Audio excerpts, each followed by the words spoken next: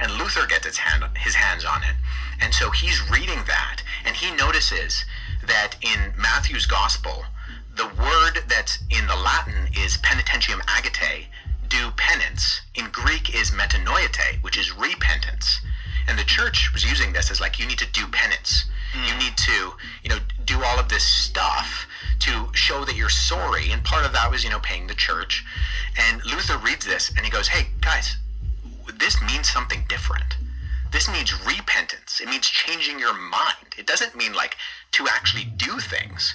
And so part of his motivation is like, the Latin isn't reflecting, at least at the point that Latin had developed in that day. Like maybe when Jerome translates the Latin Vulgate back in the 4th century, and it's called the Vulgate because Vulgata means like regular, like if you go vulgar, right? It's just the regular people language. Part of the reason was that in the 4th century, very few people were reading Greek.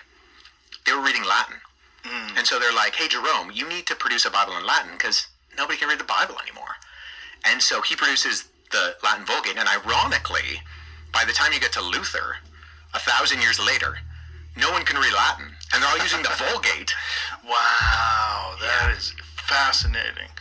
Wow. And even Erasmus was, so he dedicates his first few editions to the Pope because he knows that the Pope is going to get wind that he's producing Greek New Testaments, and the church is using the Latin, and he's risking his life. So if he dedicates it to the Pope, maybe the Pope will take it easy on him. Did it work? Yeah, it did. Nice, little flattery. Yeah, see, it goes a long way. Well, that's part of the problem, right? Is that you're dealing with these priests, you're dealing with human beings. And when human beings are the sole purveyors of truth, that becomes a problem. It's power. It's too much power. Most people suck at power. They're just it just makes them drunk with it, and they abuse it. And you see that in many religions. You see that in cults.